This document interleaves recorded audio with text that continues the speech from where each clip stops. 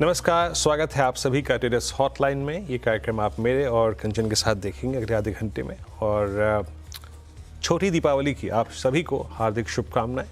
ईश्वर करे ये अगला एक साल इस दीपावली से अगली दीपावली आपके लिए काफ़ी मंगलमय हो, शुभ हो, धनवर्षा हो। कंचन, कैसी रही धनतेरस? मैंने खरीदारी तो कुछ नहीं की, लेकिन मैंने लोगों को खरीदारी करते हुए बहुत देखा, क्योंकि कल मैं थी जवेरी बाजार में। जिस तरीके की भीड़ थी, जिस तरीके का क्रेज था, वो देखने लायक था। राइट। और जिस टाइम पे क्या 85,000 तक बिका कल सोना? क्या ऑल टाइम 85,000 तक बिका? यस, मतलब लोगों के अंदर जैसे हम देखें कि इस टाइम पे जो प्रेशियस मेटल्स हैं अपने ऑल टाइम हाई पे ट्रेड कर रहे हैं, लेकिन ये जो रिफ्लेक्शन है लोगों के शक्ल में आपको कहीं नहीं दिखा कि जो सोना है वो 80-85 में जा रहा है। इनफैक्ट जब मैंने बाइट ली तो लोग ये भी बोल रहे थे कि सोना तो और बढ़ेगा और जितना बढ़ेगा हम उतना लेंगे। यस, तो मतलब लगता नहीं है कि जहाँ पे एक तरफ बोला जाता है। जी बिल्कुल, वो तो है। ये भी सुबह सुबह जब ये मॉर्निंग कॉल में आशीष हेडलाइंस पढ़ रहे थे ना, तो वो भी कुछ ऐसे बता रहे थे। खैर, आएंगे हम इस पे विषय पे बात करेंगे, लेकिन इस बीच अगर आप देखें तो निफ्टी और निफ्टी बैंक, निफ्टी फिर भी स्टेबल है 24,400, but it's a complete collapse in Nifty bank. और देखिए निफ्टी बैंक के लिए ये जो छोर है ना 51,700, ये दो एवरेजेस का क्लस्टर है। अगर ये टूटा तो याद रखिएगा प्रेशर बढ़ेगा। सुबह जो हमारी कमेंट्री में बात हुई थी कि all trades on Nifty and Nifty bank, उसको लीड करेगा निफ्टी बैंक ही। आपको इंप्रेशन वहीं से लेना है, और आज निफ्टी बैंक ही कोलैप्स होता हुआ। खैर, सब पे बातचीत करेंगे। मानस साहब होंगे आज हमारे साथ इस कार्यक्रम में आपके प्रश्नों के उत्तर देने के लिए, लेकिन सुर्खियों से इस कार्यक्रम की शुरुआत करते हैं।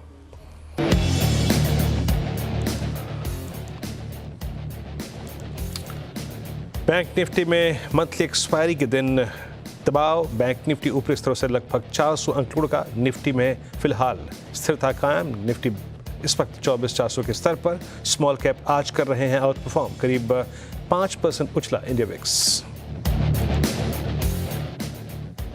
फार्मा और एनबीएफसीज में आज दबाव, करीब 1% फिसले दोनों ही इंडाइसेस। फार्मा में सिप्ला और डॉक्टर रेड्डीज में तेज गिरावट। वहीं कैपिटल गुड्स, मेटल और एफएमसीजी में देखी जा रही है खरीदारी।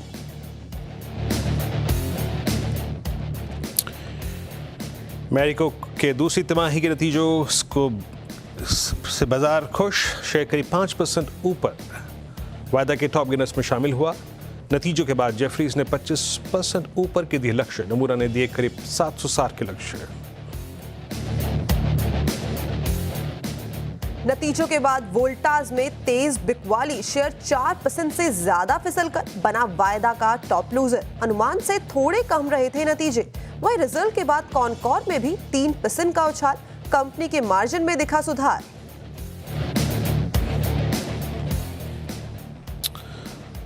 ब्लॉक डील के बाद टोरेंट फार्मा में दबाव कायम। 2.5% से ज्यादा फिसला शेयर। प्रमोटर्स ने बेची करीब 2.9% हिस्सेदारी।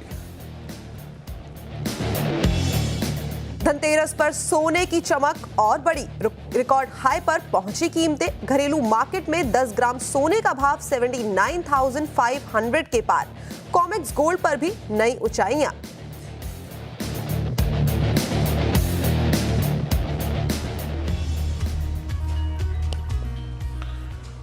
स्वागत है आप सभी का टेरस हॉटलाइन में। चलते हैं फटाफट यहाँ से मानस के पास, एक इंडेक्स पे व्यू लेते हैं, फिर उसके बाद कंचन आपके प्रश्नों के उत्तर जुटाएंगी। मानस, निफ्टी बैंक का ये कोलैप्स अभी आपको लग कैसा रहा है, और आपका टेक निफ्टी बैंक पे इस वक्त? देखिए वीरेंद्र जी, निफ्टी बैंक दोनों की अगर बात करें तो अभी तक कहीं पर कोई बहुत बड़ा रिवर्सल का साइन देखने को मिला नहीं है, इसलिए दूर रहना बेहतर रहेगा। जहां तक बात निफ्टी की है, 24,600 का लेवल ब्रीच होगा तब आप बिल्कुल ट्रेड ले सकते हैं लॉन्ग साइड पे। उससे पहले ये सेल ऑन रैलीज का ही मार्केट बना रहेगा। और देखिए बैंक निफ्टी में ध्यान रखिए कि जो 3 अक्टूबर को एक गैप था, उस गैप को जब तक पूरी तरह से फिल ना करे, उसके ऊपर ट्रेड ना करने लगे, ये नहीं मानना चाहिए कि यहाँ पर जो मंदी है वो खत्म हुई है। जब 52,800 के ऊपर जाएगा, उसके ऊपर ट्रेड करने लगे, तभी यहाँ पर एग्रेसिव होकर खरीदारी करनी है। अब ध्यान रखिए, अब अगर 51,500 के नीचे आज फिसला तो कम से कम आपको फिर से 800-900 पॉइंट की गिरावट देखने को मिल सकती है। तो अपने स्टॉप लॉसेस अगर आपके पास लॉन्ग पोजीशन है तो 51,500 के नीचे जरूर लगाएं। ओके, तो ये थी राय निफ्टी बैंक निफ्टी पर। अब चलते हैं सीधा कॉलर्स के पास और जानने की कोशिश करते हैं कि छोटी दिवाली के दिन ऐसे कौन से सवाल हैं जो रिलेटेड है इस टाइम पे मार्केट से, जो पूछना चाहते हैं, कहाँ पे अटके हुए हैं, क्या इस टाइम पे पोर्टफोलियो में सता रहा है। सबसे पहले कॉलर हमारे साथ जुड़े हैं छत्तीसगढ़ से, उनका नाम है पीयूष पटनी जी। पीयूष जी, छोटी दीपावली की हार्दिक शुभकामनाएं। क्या सवाल है आपका? मैम मेरे पास सुज़लॉन एनर्जी है 72 रुपीज़ के हिसाब से 1000 शेयर। मैं पूछना चाहता हूँ क्या मैं इसमें और एवरेज कर सकता हूँ। इसके अलावा मेरे पास IRFC है 325 share at the rate of 152। मैं उसमें भी एवरेज करना चाहता हूँ। मैं लॉन्ग टर्म इन्वेस्टर हूँ। जी, सबसे पहले बात करते हैं सुज़लॉन की, और जो खरीदारी का भाव है वो है 72 रुपीज़ और 1000 शेयर है इस टाइम पे इनके पोर्टफोलियो में। और इस टाइम पे जो करंट मार्केट प्राइस है वो चल रहा है 69 रुपीज़ का। आज शेयर में 0.5% की एक मजबूती देखने को मिल रही है, लेकिन इसके कोई भी टाइम फ्रेम का चार्ट ओपन करेंगे अगर हम तो हर जगह एक हमें अच्छा खासा ट्रेंड देखने को मिल रहा है। सर, क्या करना चाहिए? एवरेज का मौका है, क्योंकि जो खरीदारी का भाव है वो यहाँ से ज़्यादा ऊपर नहीं है, क्योंकि 72 रुपीज़ में खरीदारी की गई है। यहाँ से 3 रुपये ही कम पे इस टाइम पे शेयर ट्रेड कर रहा है। एवरेजिंग की सलाह है या फिर नहीं? अभी नहीं। मेरे ख्याल से कंजन जी थोड़ा वेट करना बेहतर रहेगा, क्योंकि यहाँ पर लोअर टॉप लोअर बॉटम बन रहे हैं। 20 डे मूविंग एवरेज के ऊपर सुज़लॉन सस्टेन नहीं कर रहा है। अगर आपने लॉन्ग पोजीशन बनाई है तो मेरा रिकमेंडेशन है कि आप 64 का स्टॉप लॉस जरूर लगाइए। खरीदारी कहाँ करनी है? खरीदारी करने के लिए 75 76 की रेंज को ब्रीच होना जरूरी है। उसके ऊपर सुज़लॉन निकले तभी यहाँ पर खरीदारी करें। जी, तो इस टाइम पे एवरेजिंग की सलाह नहीं है सुज़लॉन के अंदर। मूविंग फॉरवर्ड बात करते हैं IRFC की। जो इनका दूसरा सवाल है, इनके पोर्टफोलियो में 325 शेयर्स हैं और इस टाइम जो इन्होंने खरीदारी की है वो की है 152 में, और अभी इनकी खरीदारी के भाव से केवल 2 ही रुपये नीचे शेयर ट्रेड कर रहा है। सर, यहाँ पे भी एवरेजिंग की सलाह है या फिर नहीं? देखिए, अभी एवरेज नहीं करना है, लेकिन आपने जो लॉन्ग पोजीशन बनाई है उसका प्राइस सही है। मेरे ख्याल से 134 के स्टॉप लॉस से उस पोजीशन को होल्ड करिए, और खरीदारी करनी है तो 157 के ऊपर और खरीदारी करेंगे, क्योंकि अगर 157 के ऊपर निकला तो कम से कम 180 185 के स्तर स्टॉक दिखा सकता है। ओके, तो ये थी राय IRFC पे। आगे बढ़ते हैं और मुडासा से हमारे साथ जुड़ी हैं किरित पटेल जी। किरित जी, अगर आपको मेरी आवाज आ रही है तो अपना सवाल आप पूछ सकते हैं। हेलो जी सर। हाँ, मेरे पास बजाज कंज्यूमर का शेयर है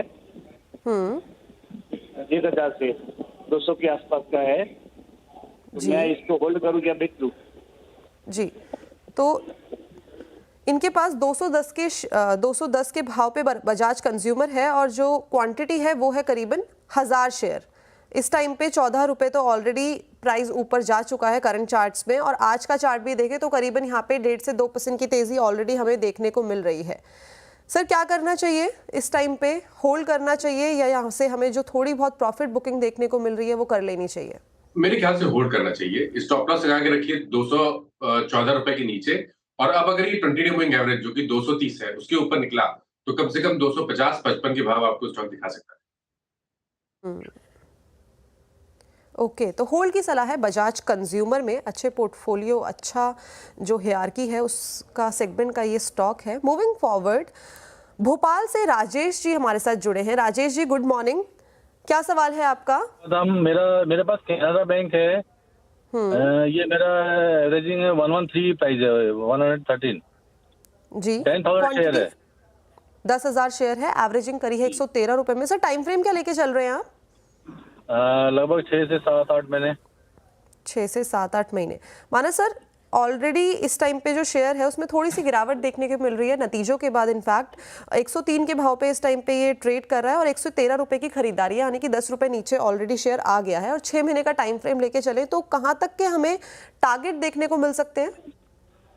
इसको बैंकिंग में चांस लेना चाहिए, क्योंकि आप चाहे स्टेट बैंक ऑफ इंडिया की बात कर लीजिए, bank of Baroda, Canara bank या PNB की बात करिए, पिछले 3-4 दिनों में कुछ रिवर्सल के साइन देखने को मिले हैं चार्ट्स पे। तो कैनरा बैंक में भी मेरे हिसाब से अगर 6 महीने का टाइम फ्रेम है तो 93 के स्टॉप लॉस से बने रहना चाहिए। 110 रुपए के ऊपर निकलेगा तो कम से कम 125 130 तक के स्टॉक प्राइस दिखा सकता है। Okay, thank you. तो ये थी राय कैनरा बैंक पर। आगे बढ़ते हैं, सोशल मीडिया के कुछ सवाल लेते हैं। सोशल मीडिया में सवाल आया है, और ये ये जो शेयर है ये काफ़ी बार पूछा जाता है, इसका नाम है हुडको। इनके पास 160 रुपए के भाव पे 1000 शेयर है हुडको के।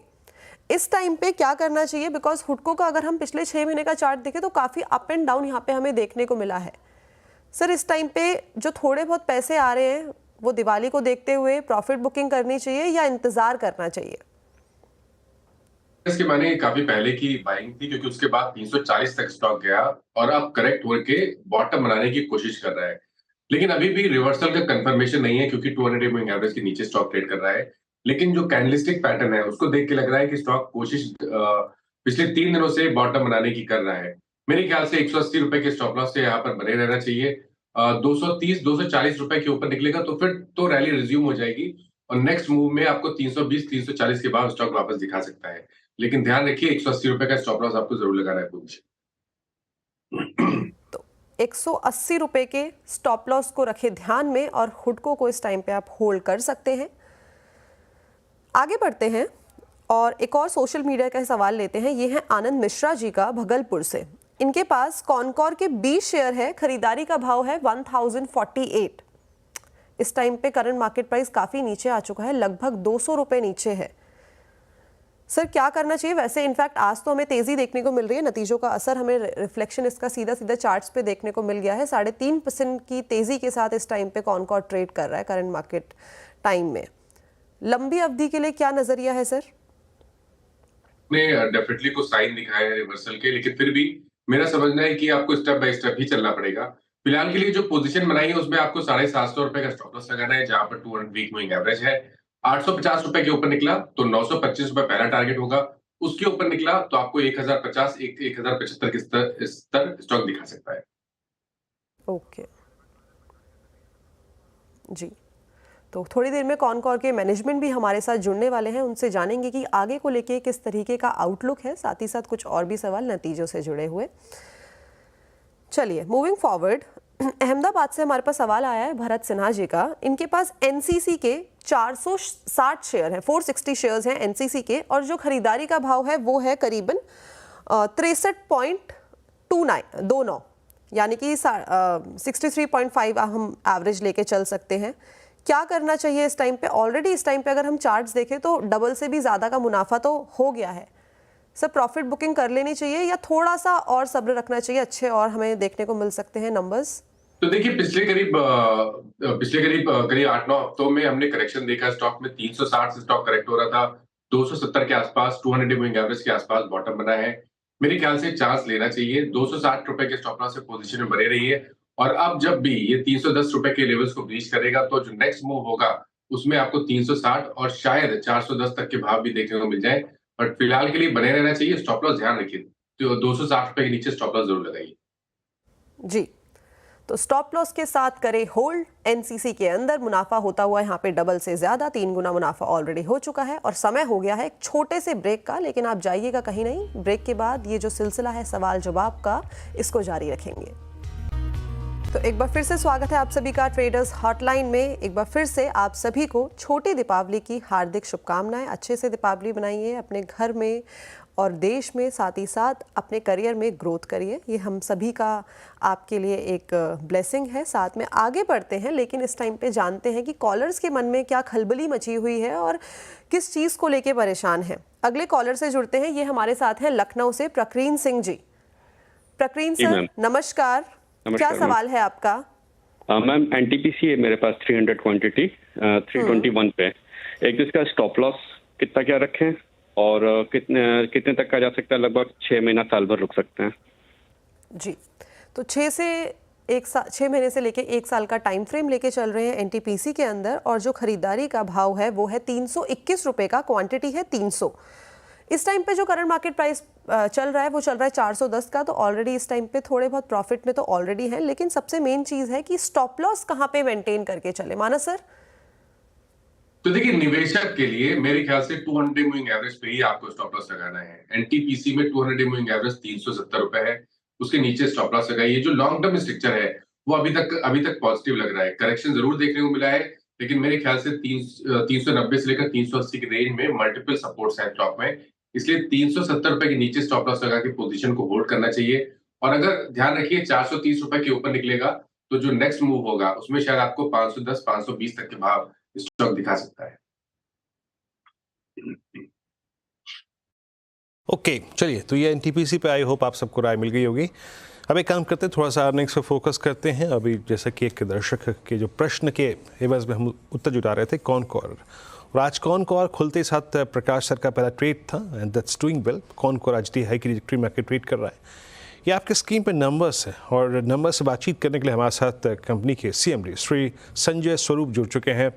संजय जी, स्वागत है कार्यक्रम में आपका। और सबसे पहले आपको दीपावली की हार्दिक शुभकामनाएं और पूरे कंटेनर कॉर्प के परिवार को और आपके परिवार को। मैं जिस चीज़ से इस डिस्कशन को स्टार्ट करना चाह रहा था कि एग्जैक्टली सर जो आपने गाइडेंस दी थी Q2 के लिए, उससे थोड़ा सा आप डाइवर्ट कर गए on the lower side. Exactly इसके कारण क्या रहे और क्या वो कारण इतने ठोस थे जिसके चलते आपको माइट बी पॉसिबली अपनी जो पूरी FY25 की गाइडेंस है उससे थोड़ा बहुत डाइवर्ट करना पड़े? ऐसे चांसेस लग रहे हैं आपको? धन्यवाद। शुरू में मैं अपने कॉनकोर परिवार की तरफ से आपको और आपके दर्शकों को दिवाली की हार्दिक शुभकामनाएं व्यक्त करता हूं। जो आपका प्रश्न है उसमें डेफिनेटली जो हमारी गाइडेंस थी उससे थोड़ा सा हम लोग ने कम परफॉर्म कर पाए हैं। उसका जो मुख्य कारण है वो जो विभिन्न जियोपॉलिटिकल जो कारण हैं जिसकी वजह से एग्जिम ट्रैफिक हमारा काफ़ी इफेक्ट हुआ है। आप लोग सर्वविदित है वो कारण। उसकी वजह से हम लोगों का एग्जिम का जो ट्रैफिक है वो थोड़ा सा उसमें डिसरप्शन रहा है। और सेकंड क्वार्टर में हमारे उत्तर भारत में और गुजरात में बहुत अच्छी बारिश हुई है। उस वजह से हमारा डोमेस्टिक का जो लोडिंग था वो थोड़ा इफेक्ट उस पर पड़ा है, थोड़ा प्रभाव पड़ा है। लेकिन मुझे बताते हुए हर्ष है कि इस महीने से हमने अपना लोडिंग काफ़ी अच्छा पिकअप कर लिया है। और इस वजह से मैं अपनी जो गाइडेंस मैंने शुरू में दी थी एग्जिम के लिए 15% और डोमेस्टिक के लिए 25%, उस पर मैं कायम रहूंगा। उसको मैं चेंज अभी नहीं करना चाहूँगा। थोड़ा सा चैलेंजिंग रहेगा बट हम उसको अचीव करेंगे, हमें पूरा विश्वास है। क्योंकि इस समय हमें काफ़ी अच्छी डिमांड दिखाई दे रही है मार्केट में। तो उसकी वजह से हम लोगों को उम्मीद है कि हम ये टारगेट अपना जो दिया है वो अचीव कर पाएंगे। मतलब माइट भी अगर आप डाइवर्ट हुए तो वो एग्जिम फ्रंट पे होंगे, नॉट इन डोमेस्टिक फ्रंट। अच्छा, एक और चीज़, रियलाइजेशन दोनों फ्रंट्स पे कैसे थे सर इस बार, इस क्वार्टर में? रियलाइजेशन काफ़ी अच्छे रहे हैं। जैसे आपने देखा होगा कि इस बार हमने जो एबिटा लेवल जो है 25 से 26% के उसमें रखा है, उसी रेंज में। और जो मेरे को ये भी बताते हुए एक हर्ष है कि इस क्वार्टर में हमने जो 371 करोड़ रुपए का जो नेट प्रॉफिट आफ्टर टैक्स जो हमने कमाया है वो इस अब तक की कंपनी के इतिहास में किसी भी क्वार्टर में सबसे अधिक प्रॉफिट रहा है। इतना प्रॉफिट किसी क्वार्टर में हमने नहीं कमाया है। और ये इसके बावजूद है कि 25 करोड़ जो हमने एक्सेप्शनल आइटम में पैसा दिया है, विवाद से विश्वास की एक भारत सरकार की स्कीम थी, उसमें हमने एक ये सेटल किया है डिस्प्यूट। अगर वो 25 करोड़ इसमें जोड़ देते हैं तो हमारा प्रॉफिट और बढ़ जाता है। तो ये एक बहुत ही अच्छा क्वार्टर रहा है, exceptionally well I should say. और ये इसमें मेन जो योगदान रहा है वो हमारी टीम कॉनकोर के परिवार का योगदान है। और कस्टमर्स से जो हम लोगों का कनेक्ट है, जो हमारा फोकस एरिया पिछले 1 साल से बना हुआ है कि कस्टमर सेंट्रिसिटी, कस्टमर से ग्राहक से संपर्क में रहना, उसके साथ हर चीज़ शेयर करना और हमारे परिवार की जो मेहनत है उसकी वजह से हम ये अर्जित कर पाए हैं। और मुझे उम्मीद है कि आगे आने वाले क्वार्टर्स में भी हम इतना ही अच्छा परिणाम दिखाएंगे। ओके, अच्छा सर, ये जो आपके मार्जिन्स में जो प्रेशर रिलीज़ किया, 2 पॉइंट्स को देख के काफ़ी हद तक लगता है। जो एक तो लैंड लाइसेंस फी और दूसरा जो रेलवे कॉस्ट है उसका थोड़ा सा सब्सटेंशियली नीचे आना, ये 2 points plus value added services second half में, ये 2-3 वेरिएबल्स कैसे दिखाई दे रहे हैं आपको?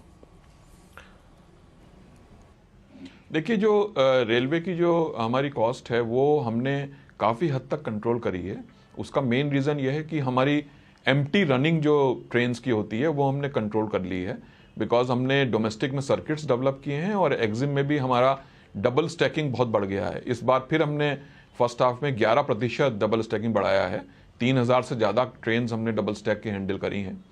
जहाँ तक लैंड लाइसेंस फीस का सवाल है, जैसे कि एक हमारा बहुत बड़ा आईसीडी है बेंगलोर में, उसमें 40 करोड़ का हमारा जो हमने प्रोविज़न रखा था वो हमने सेट ऑफ किया है, क्योंकि हमने जो इसका लैंड लाइसेंस फीस का जो रेट था वो रेलवे से सहमति हो गई है। इसके इसी तरीके से और जगह भी लैंड लाइसेंस फीस का जो इशू है वो पूरा अच्छी तरह सेटल हो चुका है रेलवे के साथ। तो रेलवे कॉस्ट और लैंड लाइसेंस फीस जो मेजर आपने प्रश्न पूछे हैं, ये दोनों अब हमारे सेटल्ड हैं और अब इसी तरीके से आगे आने वाले क्वार्टर्स में भी रहेंगे। अच्छा स्वरूप सर, ये बताइए कि स्पेशली जिस जियोपॉलिटिकल टेंशन्स की आपने बात करी वो वाकई सबके सामने है, उसके लिए ना आप जिम्मेदार हैं ना कोई और, बट अगर ये परसिस्ट करती हैं अगर यूं ही, क्योंकि अभी तक कोई ब्रेक थ्रू नहीं है सारे फ्रंट्स पे, चाहे वो यूक्रेन रशिया हो, चाहे वो इजराइल ईरान हो, क्या आप अपने जो एक्सपेंशन प्लान्स हैं उसको थोड़ा सा टोन डाउन करेंगे क्या? नहीं, देखिए इसमें जो हमारे एक्सपेंशन के प्लान्स हैं, जो हम इंफ्रास्ट्रक्चर क्रिएट कर रहे हैं, नए रेक्स खरीद रहे हैं, नए टर्मिनल्स बना रहे हैं, ये हमारे जो टर्मिनल्स और रेक्स हैं ये एक्जिम के अलावा डोमेस्टिक कस्टमर्स को भी सर्व करते हैं। तो जैसे कि आपको पता होगा हमारे देश में डोमेस्टिक की डिमांड, डोमेस्टिक का मार्केट भी बहुत बड़ा है, विशाल मार्केट हमारे पास है, और जिसको कि पूरी तरह हम लोग अभी सर्व नहीं कर पा रहे हैं अलग अलग कारणों की वजह से। तो हमारे टर्मिनल्स और रेक्स और कंटेनर्स का जो इंफ्रास्ट्रक्चर का एक्सपेंशन है वो इसी तरीके से आगे भी जारी रहेगा, जिससे हम कस्टमर्स को और अच्छी सर्विस दे सकें। एज फार एज ये जियोपॉलिटिकल रीजंस की बात है, इसमें भी काफ़ी स्टेबिलिटी आ गई है, और जो जैसे जो रेड सी से अब जहाज़ नहीं जा सकते हैं, वो केप ऑफ गुड होप के थ्रू घूम के आते हैं, उसमें थोड़ा समय ज़्यादा लगता है, लेकिन वो भी करीब स्टेबलाइज हो चुका है। शिपिंग कंपनीज ने जहाज़ खरीद लिए हैं, ज़्यादा जहाज़ खरीद लिए हैं, ज़्यादा कंटेनर्स उनके पास हैं। तो इस तरीके से ये जो इश्यूज़ हैं अब ये स्टेबलाइज्ड हैं, और डोमेस्टिक में जैसे मैंने बताया डिमांड है, तो इसलिए हमारा जो इंफ्रास्ट्रक्चर एक्सपेंशन है वो इसी तरीके से जारी रहेगा, और हम आगे भी अपने कस्टमर्स को अच्छी से अच्छी सेवाएं प्रदान करेंगे। चलिए सर, बहुत बहुत शुक्रिया, और बहुत सुलझे हुए तरीके से आपसे बातचीत हुई, प्रेशर पॉइंट्स पे आपने बातचीत करी यहाँ पे, और वो पॉइंट्स जो कि शायद सेकंड हाफ में माइलेज दें आपको, उस पर बातचीत हुई। बहुत बहुत शुक्रिया sir, and best of luck for next quarter, second half, and Deepawali की एक बार फिर से आपको बहुत बहुत शुभकामनाएं। कंटेनर कॉर्प आपकी स्क्रीन पे इस वक्त आज एक स्ट्रॉन्ग रिकवरी मोड में, और ऑलमोस्ट अगर आप देखें एक सब्सटेंशियल गेन, एक ओवरसोल्ड स्टॉक था, आज अच्छा करता हुआ now at day high.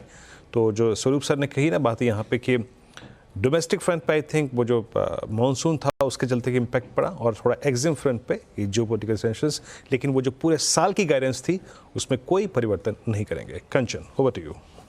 Ji, management से तो बात हो गई है, लेकिन अब बात करते हैं कुछ कॉलर से। कुछ सोशल मीडिया में जो सवाल आए हैं वो जानने की कोशिश करते हैं। मानस सर, IRB इंफ्रा खरीदा है अजय जी ने, जो है दिल्ली से, इनकी जो खरीदारी का भाव है वो है करीबन 68 रुपीज़ का, और इस टाइम पे जो करंट मार्केट प्राइस चल रहा है वो करीबन चल रहा है 54 रुपीज़ का। क्या करना चाहिए? हालांकि आज तो हमें 3% का एक इजाफा यहाँ पे देखने को मिला है, लेकिन अगर हम बात करें 6 महीने से लेके 1 साल की, तो ये भाव वापस से आते हुए दिखाई दे रहे हैं। तो देखिए, बहुत ज्यादा ऊपर उन्होंने खरीदारी नहीं की है, मेरे ख्याल से करेक्शन कंप्लीट हुआ है। आप बने रह सकते हैं, 100 वीक मूविंग एवरेज के नीचे स्टॉप लॉस लगा के रखिए, 47 के नीचे स्टॉप लॉस लगा के रखिए, और अब अगर ये 57-58 की रेंज को ब्रीच करेगा, उसके ऊपर निकलेगा, तो फिर तो रैली रिज्यूम हो जाएगी और आपको वापस 75 तक के भाव देखने को मिल सकते हैं, लेकिन स्टॉप लॉस का जरूर ध्यान रखिए। ओके, तो ये थी राय IRB इंफ्रा पे। अब चलते हैं थोड़े से बैंकिंग स्टॉक्स के ऊपर, जो बैंक्स रिलेटेड सवाल हमारे सोशल मीडिया प्लेटफॉर्म ट्विटर पे आए हैं, एक्स पे आए हैं, माय बैग। माना सर, यूको बैंक, बीच में तो ये शेयर अगर पिछले साल की बात करी जाए तो अच्छी खासी यहाँ पे रैली देखने को मिली थी, लेकिन उसके बाद वो भाव वापस से आते हुए नहीं दिखाई दिए हैं।